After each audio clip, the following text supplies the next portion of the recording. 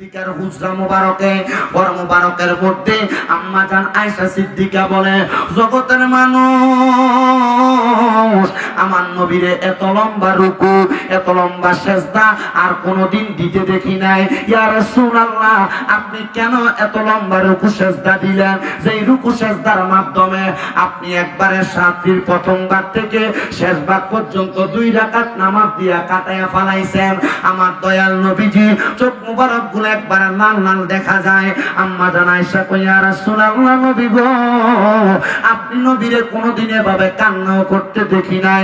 আমার নবী ডাক দিয়ে কই, আয়েশা, আমার আল্লাহ তাআলা বলছে আমি নবী যদি তাহাজ্জুদের নামাজ আদায় করি, আমার আল্লাহ তাআলা আমি নবীরে মাকামে মাহমুদ প্রদান করবে। আয়েশা রে, আমি দয়াল নবীজি আমার উম্মতের দিওয়ানা, আমি আমার আল্লাহর কাছে কান্দি। আমি নবীরে তো মাকামে মাহমুদ দিলে আমি নবী প্রশংসার জায়গা পাবো। আমি আমার আল্লাহর কাছে বললাম, আল্লাহ, আমার উম্মত যদি তাহাজ্জুদের নামাজ পড়ে, কারণ আমি নবী উম্মতের পাগল, উম্মত হবে আমি নবীর পাগল। আমি নবী যেইটা করব আমার উম্মত সেইটা করবে। ও আল্লাহ, আমি যদি তাহাজ্জুদের নামাজ পড়ি আমারে আপনি কি দিবেন এটা তো জানলাম। আমার উম্মত যদি তাহাজ্জুদের নামাজ পড়ে আমার উম্মতের কি দিবেন? আম্মা জান আয়েশা মুস্কি মুস্কি হাসে আর ডাক দিয়ে কই, ইয়া রাসূলুল্লাহ, আমার আল্লাহ তাআলা আপনার দোয়া কবুল করেছে, কারণ আমি জানি আপনি নবীর একটা উপাধি হলো মুস্তাজাবাতুদ দাওয়াত। আপনি নবী কোন দোয়া করলে আমার আল্লাহ দোয়া ফিরায় না। আপনি নবী দোয়া করছেন, আল্লাহ তাআলা কি ফয়সালা দিয়েছেন? আমার নবী ডাক দিয়া কয়, আয়েশা, আমার আল্লাহ বলেছেন দুনিয়ার জমিনের ভিতরে আমার উম্মতেরা যদি তাহাজ্জুদের নামাজ পড়া আমার আল্লাহ তাআলার কাছে কান্দে রে আয়েশা, আমার আল্লাহ তাআলা ওই বান্দাদেরকে তাহাজ্জুদের নামাজের বরকতে যা চাইবে তা দান করে দিবে। জোরে জোরে বলি সুবহানাল্লাহ। এ মুসলমান, এ নবীর উম্মতের দল, কেমন উপহার আমার আল্লাহ তাআলা প্রদান করে তাহাজ্জুদ নামাজের কারণে।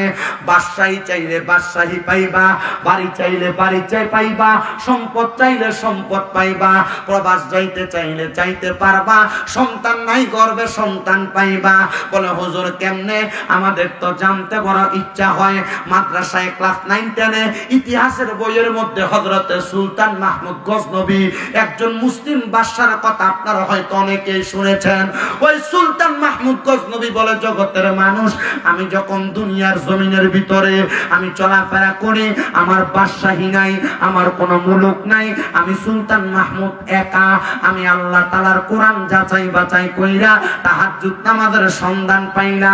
ব্যবসা করেন বরকত হয় না, কামাই রুজি করেন শান্তি পান না, ঘর থেকে রোগ বালা মুসিবত ছাড়ে না, আপনার সন্তান হয় না, আপনি কাজকর্ম করেন কোনো শান্তি পান না। আমি বলবো তাহাজ্জুদের নামাজ পড়বেন, শান্তি পাবেন। সুলতান মাহমুদ গজনবী কয়, আমি তাহাজ্জুদ নামাজ পড়া আল্লাহর কাছে শুধু কাঁদছি, আল্লাহ আপনি আমার সম্মান প্রদান করেন। আমার আল্লাহ তাআলা সুলতান মাহমুদ গজনবীরে গজনব এলাকার বাদশা বানায় দিছে। আস্তে করে না জোরে কোন সুবহানাল্লাহ। গজনব এলাকার বাদশা হওয়ার পরে দুনিয়ার অনেক মানুষ দেখবেন সম্পদের মালিক হওয়ার পর নিচা জাতের মানুষটি আর ভাল লাগে না। রাস্তা দিয়ে হাঁটে রিক্সার ড্রাইভাররা সালাম দেয় না। রাস্তা দিয়া যখন হাঁটে দেখবেন রাস্তা দিয়া চলার পথে কেন এই কি কয় কৃষকরা চোখে লাগে না। এমন অনেক মানুষ আছে সম্পদের মালিক হওয়ার পর নিচু লোকদেরকে ভালো লাগে না, নিম্নবিত্তদেরকে ভালো লাগে না। সুলতান মাহমুদ গজনবী কয়, না, আমি বাদশা হওয়ার পর এই মানুষদেরকে সম্মান দিয়েছি, তাজিম করেছি। এই জগতের মানুষ সুলতান মাহমুদ গজনবী সম্পদ হওয়ার পর নামাজ ছাড়ে নাই, ইবাদত ছাড়ে নাই, আল্লাহ তাআলার ইবাদত ছাড়ে নাই। উনি বলে, আমি তাহাজ্জুদের নামাজ প্রতি রাতে রাতে পড়তাম। এ পর্দার অন্তরালের মা, রোগ বালা মুসিবত কেমনে ছাড়বো? 5 ওয়াক্তই তো পড়ো না, তাহাজ্জুদ পড়বা কোন সময়? যুবক ভাইরা, মুরব্বী বাবারা, শরীর সুস্থ থাকবো কেমনে? 5 ওয়াক্তই তো পড়ো না, তাহাজ্জুদ পড়বা কোন সময়? আল্লাহ তাআলা ফরজিয়ত ইবাদতের পাশাপাশি নফল ইবাদতের কারণে সম্পদ দেয়, রিজিক দেয়, শরীরের অসুস্থতা দূর করে, বিপদ আপদ কাটায় দেয়। তো তুমি তো ফরজ ইবাদতই করো না, নফল ইবাদত করবা কোন সময়? সুলতান মাহমুদ মাহমুদ গজনবী কয় আমি যখনই বিপদে পড়তাম, টেনশনে পড়তাম, আমি আল্লাহর কাছে তাহাজ্জুদের নামাজের পর দোয়া করতাম, আর আমার আল্লাহ তাআলা আমার দোয়া কবুল করে ফেলতো। কিন্তু সুলতান মাহমুদ বলতেছে, এই জগতের মানুষেরা, আমি একদিন রাজপ্রাসাদ থেকে রাত্র গভীর হওয়ার পর তাহাজ্জুদের সময় বের হয়ে গেলাম। তাহাজ্জুদের সময় যখন বের হইলাম, হওয়ার পর আমি তাকে দেখলাম আমার এলাকায় 4টা লোক রাস্তা দিয়ে হাঁটে। আমি সুলতান মাহমুদ এতদিন মনে করতাম আমি মনে হয় একা একা তাহাজ্জুদ নামাজ পড়ি, আর কেউ মনে হয় পড়ে না। আমি 4টা লোক দেখে শান্তি পাইলাম। দেখছনি এই 4টা লোক তো তাহাজ্জুদের নামাজ পড়ে, কিন্তু এই 4টা লোক তাহাজ্জুদ নামাজ পড়তে আসে নাই, এরা বলক এলাকা থেকে আসছে সুলতান মাহমুদ গজনবীর ভাই চুরি করব। কি করতে আসছে? চুরি করতে আসছে। সুলতান মাহমুদ গজনবী কয় আমি 4 জনকে দেখে চিন্তা করলাম আমি একা একা তাহাজ্জুদ নামাজ পড়ি না, আমি দেখলাম তারা 4 জন তাহাজ্জুদ নামাজ পড়ার জন্য মনে হয় চুরি করতে আসছে। আর ওই 4 জন ওই পার থেকে চিন্তা করে দেখছনি আমরা চুরি করতে আসছি, কিন্তু এই ব্যক্তির সাহস কত, একা একা চুরি করতে চলে আসছে। এবার সুলতান মাহমুদ গজনবী ওযু বানাইয়া যখন নামাজটা শেষ, নামাজ পড়ার জন্য উঠবে, ওই 4 জন সুলতান মাহমুদ গজনবীর সামনে সুলতান মাহমুদ গজনবী জিজ্ঞাসা করে, এ ভাইয়ার আপনারা কেন আসছেন? 4 জন কয় আপনার যেই কাম আমরা সেই কাম। এবার সুলতান মাহমুদ গজনবী কয় তোমরা তো আমার এলাকার মানুষ না, অপরিচিত লাগে, আমার যেই কাম তোমরা সেই কাম, তোমরা বলো তোমাদের কাম কি? বলে আমরা আসছি বলক এলাকা থেকে, তুমিও আসছো চুরি করতে, আমরা আসছি বলক থেকে বাদশার বাড়ি চুরি করতে, তুমি কি আমরা সঙ্গে সঙ্গী হইবা? সুলতান মাহমুদ গজনবী কয় কি দেখছনি আমার বাড়িতে চুরি করবে কিন্তু আমার চিনে না। সুলতান মাহমুদ গজনবী রহমতুল্লাহ আলাইহি ডাক দিয়া কয় চুরি যে করতে আসছো, কি ক্ষমতা নিয়ে আসছো 4 জন চুরি করতে? যদি ধরা খাইয়া যাও, কয় তুমি যে একা আসছো তুমি ধরা খাইতা না, আমরা 4 জন ধরা খামো। 4 জন ডাক দিয়া কয় তুমি যে চুরি করতে আসছো তোমার ক্ষমতা কি? সুলতান মাহমুদ গজনবী কয় আমি ডান দিকে তাকাইলে জেল হাজত মাফ হয়ে যায়, আমি বাম দিকে তাকাইলে ফাঁসির আসামি মাফ হয়ে যায়। ওই 4 জন কয় আমাদেরও ক্ষমতা আছে, তুমি চাইলে আমাদের সাথে চুরি করতে পারো। বলে কেন গো? বলে কারণ হইল চুরির ধরা খাইলে হয় ফাঁসি দেয় নয় জেল হাজত দেয়, তুমি ডাইনে তাকাইলে তো জেল হাজত মাফ, বামে তাকাইলে ফাঁসি মাফ, তাহলে আমরা সাথে চুরি করলে যদি আমরা ধরা খাই তাহলে জেল হাজত মাফ হবে, ফাঁসিও মাফ হবে। সুলতান মাহমুদ কয় তোমরার ক্ষমতা জানার আগ পর্যন্ত তোমরা লগে চুরি করা যাইতো না, তোমরা 4 জনের কি ক্ষমতা তোমরা বলো। ওই 4 জন থেকে একজন কয় যখন চুরি করতে রাত্রবেলা যাই কুকুর ঘেউ ঘেউ করে, কুকুরের ভাষা আমি বুঝতে পারি। 2 নাম্বার ব্যক্তিরে জিগায় তোমার ক্ষমতা কি? কয় যত কঠিন তালা হোক না কেন ইশারার সাথে আমি তালা খুলতে পারি। 3 নাম্বার ব্যক্তিরে জিগায় তোমার ক্ষমতা কি? বলে আমার ক্ষমতা হইল ঘরে প্রবেশ করার সাথে সাথে নাকের ঘ্রাণ টান দিলে কোন জায়গায় সোনা মণি মুক্তা জহরত আছে আমি বলতে পারি। 4 নাম্বার ব্যক্তিরে জিগায় তোমার ক্ষমতা কি? বলে আমার ক্ষমতা হইল আমি রাত্রবেলা যারে দেখি দিন হইলে তারে চিনি।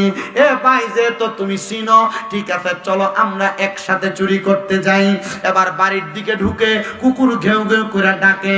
সুলতান মাহমুদ গজনবী কয় এ কুত্তার ভাষা বুঝনেওয়ালা ব্যক্তি, তুই কত কুত্তা এখন কি কইছে? কয় কুকুর বলছে আমরা নাকি বাড়ির মালিককে নিয়ে বাড়িতে ঢুকতাছি চুরি করতে, আমরা 5 জনই তো চোর, বাড়ির মালিক আসবো কই থেকে? আসলে কি 5 জন চোর না একজন বালা? কথা কয় না, একজন ভালা। এবার ভিতরে প্রবেশ করে কুকুরের কথা শুনে নাই, সামনে যায় তালা খুইলা পুরা ঘরের গ্রাম নিয়া যত সম্পদ আছে একসাথে গাঁটটি বাইন্দা একটা ঘরে প্রবেশ করছে। এই ঘরটা সুলতান মাহমুদ গজনবীর নামাজের ঘর। ঘরে প্রবেশ কইরা সুলতান মাহমুদ গজনবী কয় এমন টাইমে আযান হয়ে গেছে। আযান হওয়ার সাথে সাথে চিন্তা করলাম তাহাজ্জুদের নামাজ ছাইরা দিলাম, আমি 5 ওয়াক্তের 1 ওয়াক্ত ছাড়তে পারবো না। 4 চোরের এক ঘরে ঢুকানো অবস্থায় দরজাটা বন্ধ কইরা সুলতান মাহমুদ গজনবী আল্লাহ তাআলার ইবাদতে ফজরের নামাজ পড়তে দাঁড়ায় গেছে। সকালবেলা ঢোল পিটাইয়া পুরা গজনবী এলাকাতে এলান করে দিছে, খবর পাই শুনি বাদশার বাড়িতে চুরি করতে 4 চোর ধরা খাইছে, আসো সবাই তোমাদের সামনে বিচার করা হবে। সুলতান মাহমুদ গজনবী চেয়ারের মধ্যে বৈশা বিচার কার্য করবে। 4 চোরের আইনে কাঠগড়ায় দাঁড় করাইছে, কিন্তু 4 চোরের ভিতরে 3 চোর চোখের পানি ফালায়া ফালায়া কান্দে, 1 চোরে হাসে। কান্দে কয়জন? আসে কয়জন? কি লেগে এটা আসে করতে পারবেন? ওই যে রাত্রবেলা যারা দেহে সবাই প্রশ্ন করতেছে, এ পাগল, বাদশার বাড়িতে চুরি করতে আসছো, বাদশা তোমার জেল দিতে পারে, ফাঁসি দিতে পারে, তুমি যে হাসো তারা তো কান্দে। ডাক দিয়া কয়, না, বাদশার বাড়িতে চুরি করতে আসছি এটা আমার দুঃসাহস হতে পারে। আমি চিন্তা করি তিনি বাদশা হইয়া কেমনে আমরার লোকে নাফরমানি করলো। বলে কিসের নাফরমানি? কয় বাদশা রাত্রবেলা একসাথেই চুরি করতে ঢুকলেন কেমনে গো?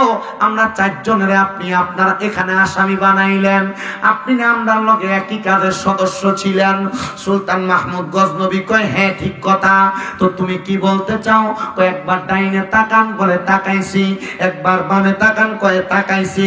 বাদশা গো, এবার যে বিচার করবেন মানবো, কারণ আপনি ডাইনে তাকাইলে তো জেল হাজত মাপ, বামে তাকাইলে তো ফাঁসি মাপ, এবার আর বিচার করবেন কি? বাদশা ডাক দিয়ে কই, বিচার হইল যেহেতু আমি বাদশা তোমাদের সাথে এক রাত্র চুরিতে সহযোগী ছিলাম, এক রাত্র তোমাদেরকে সময় দিয়েছি, যাও যাও যাও, আমি বাদশা বলে দিলাম তোমাদেরকে মাফ করে দিছি।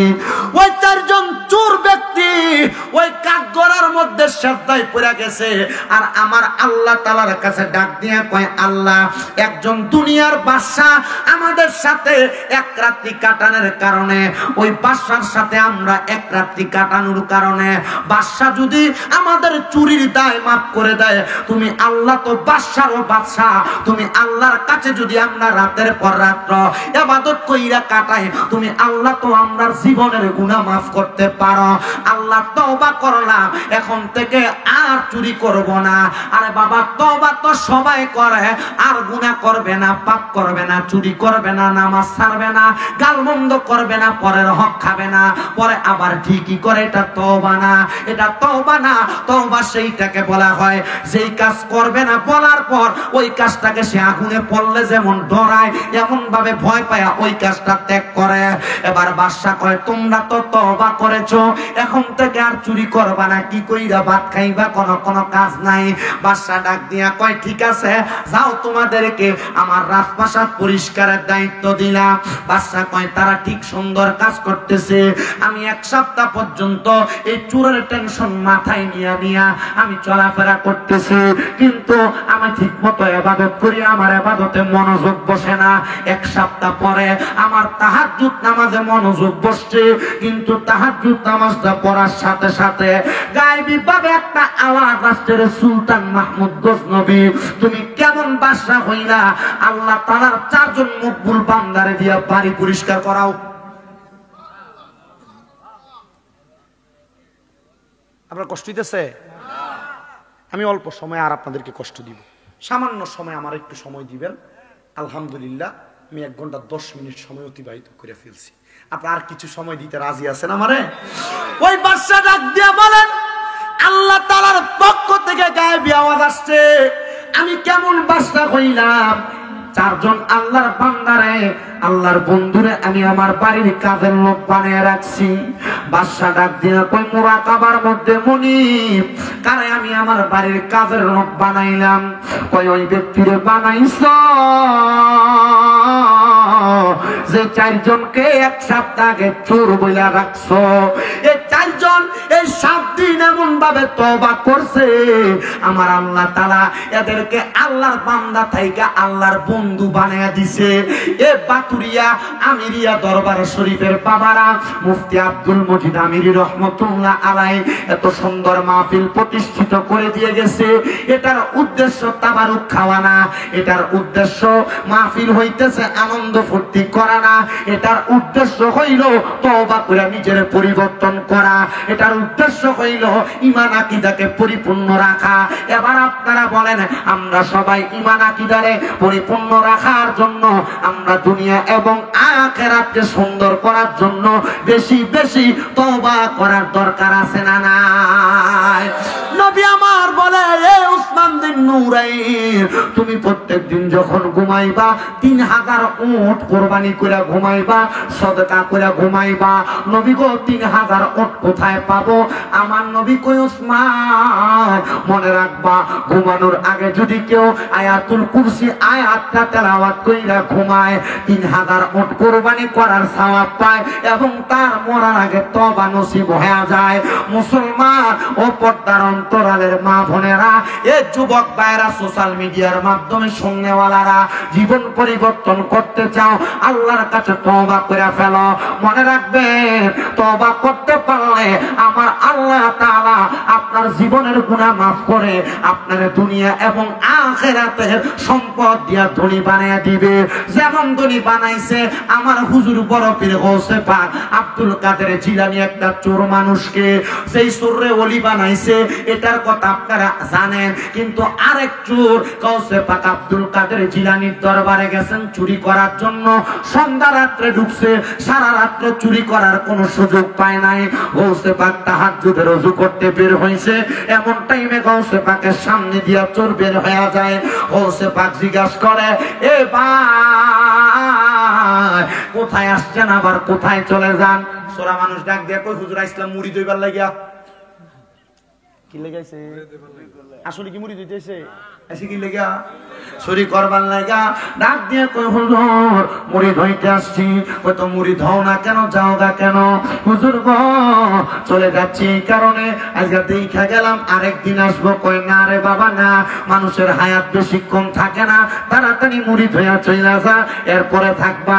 তারা বায়াত গ্রহণ করেন নাই, হক্কানি একটা পীর ধরে বায়াত গ্রহণ করবেন। বলে হুজুর হক্কানি চিনতাম কেমনে? এখনকার যুগে তো বহুত ফিসাবরা মুরিদদের সামনে সিগারেটও খায়, পিতা আছে না বাবা? এখনকার যুগে বহুত ফিসাবরা তো বিটিন নিয়ে বইও থাকে সামনে।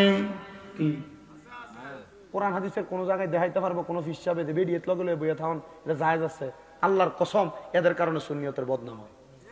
কথা কন্যা খেলে যা এ মুসলমান, এ নবীর উম্মতের দলেরা, ইবনে মাজাহ শরীফ 303 নাম্বার পৃষ্ঠার হাদিস।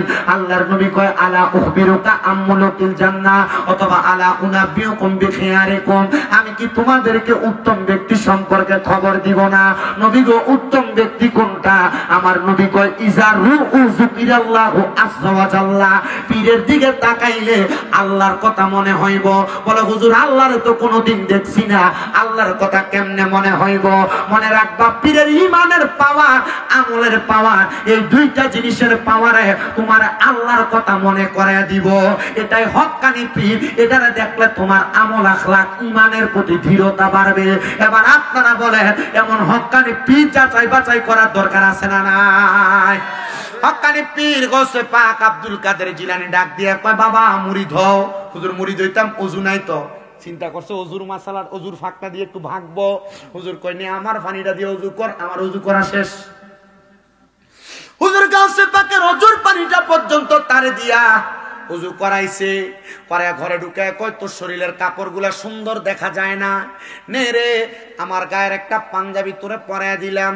ওরে বাজারের সাদা মার্কিন আমার অঙ্গে না লাগায়, মুর্শিদ তোমার গায়ের পুরান চাদর দিয়া আমার জানাজা পরাই দিও, যাইতে আমায় সঙ্গে নিও। বলেন আর কোন দল চাই না মুর্শিদ, যাইতে আমায় সঙ্গে নিও। এ মুসলমান, এই নবীর উম্মতের দলেরা, আশিক রাসূল ভাই বাবারা, একটু অন্তরের কানটা লাগা শুনবা।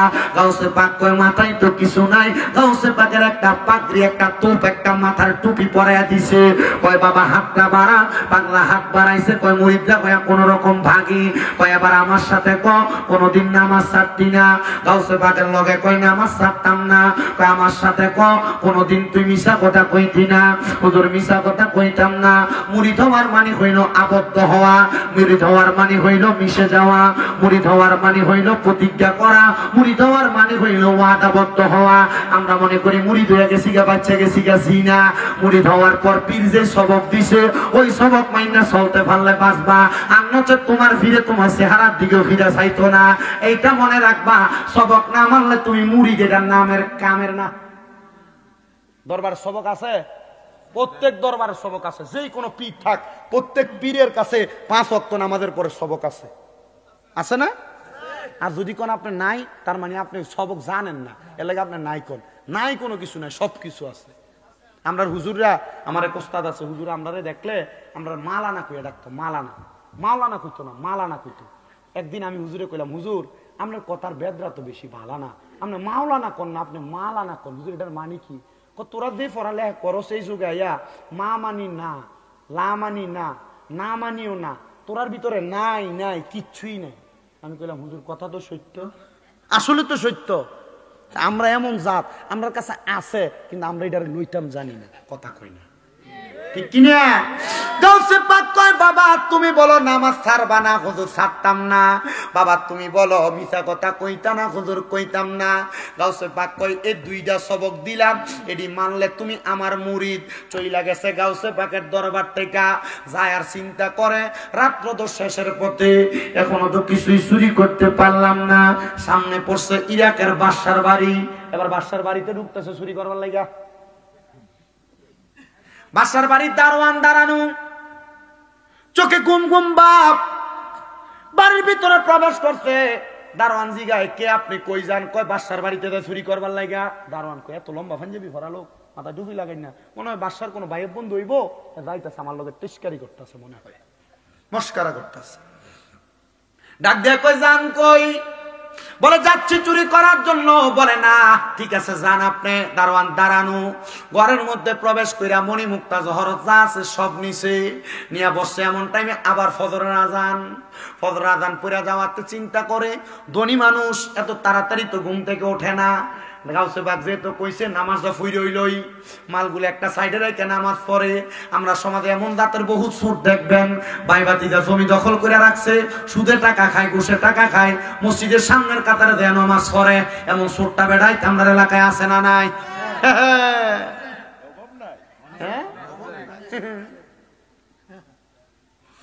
আমি গতকালকে জেনে মাহফিলে গেছি, এনে শুধু এই কথাটা 5 মিনিট কইছি। কনে আমারে সভাপতি পিছন দিয়া, হুজুর যা কইছেন চলবো, ওয়াজ আর লাগতো না, ওয়াজ আর লাগতো না। কি লাগে বাবা? হুজুর এই ওয়াজ দেয়, সুদের ওয়াজ দেয় অনকাল আর কেউ করে না। আমি কইলাম, আচ্ছা কি লেগে করে না সুদের ওয়াজ?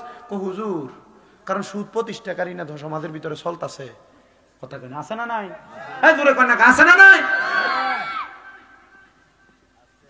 এ মুসলমান, ওই ব্যক্তি নামাজে দাঁড়াইছে, এমন টাইমে ইরাকের ওই বাদশার ঘুম ভাঙছে। বাইর হইয়া দেখতেছে তার বাড়ির রাজপ্রাসাদের বড় বড় সিন্ধুকুলার মুখ খোলা। প্রবেশ কইরা দেখতেছে একজন লম্বা জুব্বাওয়ালা, মাথায় পাগড়িওয়ালা নামাজ পড়তাছে।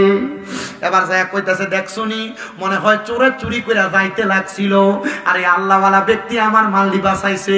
আসলে কি তাইনে বাঁচাইছে না তাইনে চোর? তাইনে নিজেই চোর। এবার নামাজটা শেষ করছে। এবার বাদশা ডাক দিয়া কয়, কে গো আপনি? আর কোনোদিন তো আপনারে দেখি নাই, আপনি আমার মাল সম্পদ সব বাঁচাইছেন, বস্তাটা সামনেই পড়ে আছে। উনি ডাক দিয়া কয়, বাদশা গাউসে পাকের কাছে ওয়াদা করা মিছা কথা কইতাম না। এ বাদশা, আমি চোর থেকে মাল বাঁচাই নাই, আমি নিজেই চোর। বাদশা ডাক দিয়া কয়, আমি এতদিন মুরিদ হইবার লাগা লোক তো আয়া পাই না, দেখছুনি কেমন জাতের ব্যক্তি, চোরের কাছ থেকে মাল উদ্ধার করছে তো করছে, চোরে বাঁচাইবার লাগা চোরের দায় নিজের কান্দে লইছে। হুজুর আল্লাহর কসম, আপনার মতো ফিসাব আর দুনিয়াতে নাই, আপনি বড় ফিসাব। আপনি আজকে আমারে মুরিদ করাইয়া যাইবেন, আমরা সেটা আপনার কদম ছাড়তাম না। আসলে কি এবার ফিসাব? সর্দি গাউসে পাকের নজর পড়ছে। আরে গাউসে পাকের এমন লীলা, সুরকে ধরে কুতুব বানায়। গাউসে পাকের এমন খেলা, সুরকে ধরে কুতুব বানায়। আইরে মাইয়া মানুষ ফুলা বানায় বাগদাদের বাজার। আইরে মাইয়া মানুষ ফুলা বানায় বাগদাদের বাজার। আমার গাউসে পাকের নাম জপিলে আল্লাহ পাওয়া যায়।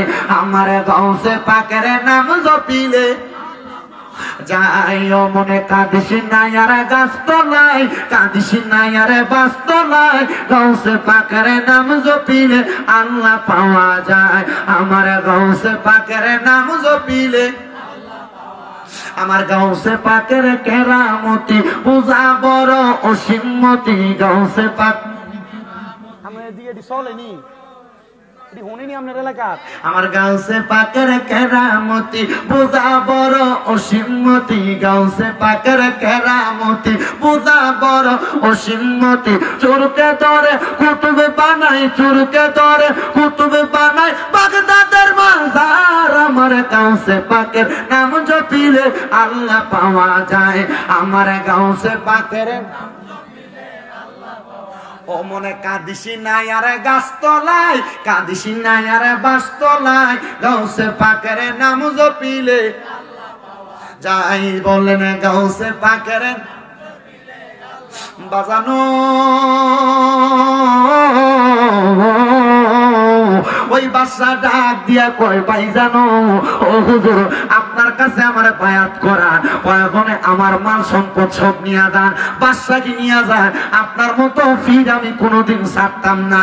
সুন্দর করে কয় আজকে যদি মুরিদ না করায় তাহলে তো আমার এখান থেকে ছাড়তো না, সুর বলে মাইরা ছাড়বো। তো ঠিক আছে অজু করে আইও। অজু করে আসছে, মুরিদ করার সিস্টেমটা তো জানে, কারণ ওই আইছে একটু আগে। হাতটা বাড়াও, এই নেত্রা বাড়াইছে। বাবা কও, বলে কি? বলে নামাজ ছাড়তা না? হুজুর ছাড়তাম না। বাবা মিথ্যা কথা কইতা না? হুজুর কইতাম না। মুড়ি দিয়ে গেছে। হুজুর এখন দি দেখি আপনি আরো বড় ফির ফির না হুজুর, আপনি কুতুব। কয় কি লেগা? কয় হুজুর যে দুইটা বিষয়ের কথা কইছেন, বর্তমান সমাজে তো মানুষ নামাজ পড়তেই চায় না, মিশা কথা বেশি কয়, এই দুইটা বিষয় আপনি আমার মুরিদ করাইছেন। হুজুর আপনার মতো ফির হইতে পারে না। কি জাতের ফির রে? হুজুর চলে যাইতেছে, চিন্তা করতেছে মাল নেওয়ার দরকার নাই, ফিরাতে কেটে বাচ্চি এটাই শুক্রিয়া, বাদশার বাড়ির ধরা খাইছি। বের হইয়া যাইতেছে, বাদশা ডাক দিয়ে হুজুর, হুজুর সুরে যদি আমার সব নিয়ে যাইতো, এগুলা তো এমনি চলে যাইতো, হুজুর এগুলা আপনি হাদিয়া স্বরূপ নিয়ে যান। ওরে ঘরের মাল সব নিয়ে গেল অতি ওরে রে, আমি মুখ দেখাবো কারে রে, আমি রে মুখ দেখা আবো কারে। মুসলমান ও নবীর উম্মতের দলেরা, এবার যত মাল সামান আছে সবগুলা দিয়া দিছে। লোকটাকে আমি কান্দে নিয়া বাড়ির দিকে যাই নাই, আমি চলে গেছি গাউসে পাকের দরবারে। গাউসে পাক কয় পাগলা কেমন মুরিদ করাইলা? কয় হুজুর আপনি জানলেন কেমনে? কয় গাউসে পাক আব্দুল কাদের জিলানীর কাছে যদি কেউ মুরিদ হয়, দেশের ওই প্রান্তে যদি থাকে, যদি তার পরনের লুঙ্গিটা ফরস্তর হইয়া যায়, আমি গাউসে পাক পৃথিবীর এই প্রান্ত তাইকা ওই প্রান্তে তার ফরস্তারে ঠিক কইরা তার পরনের লুঙ্গিটা পর্যন্ত ঠিক কইরা দে। আমি গাউসে পাকরে এই ক্ষমতা দিয়েছেন স্বয়ং আমার আল্লাহ। আর জবান খুলে বলেন না সুবহানাল্লাহ। এ মুসলমান, গাউসে পাক আব্দুল কাদের জিলানী কয় পাগলা কেমন কাটলো সময়? কয় হুজুর একবার চুরি করতে আইসা হইলাম মুরিদ, আরেক জায়গায় চুরি করতে হইতেছে আর করলাম মুরিদ। হুজুর বুঝলাম না তো খেলাটা, এটা কেমন খেললেন? হুজুর গাউসে পাক কয় রে পাগলা শোনো, তুমি তো চুরি এমনি করতে আসো নাই, অভাবে পড়ে চুরি করতে আসছো। মনে রাখবারে কোন এলাকার কোন মানুষ যদি চুরি করে, ওই এলাকার বাদশা যদি তার অভাবের কারণে যদি কেউ চুরি করে, ওই এলাকার বাদশা নেতা যদি খবর না রাখে, আল্লাহর কোরআন এবং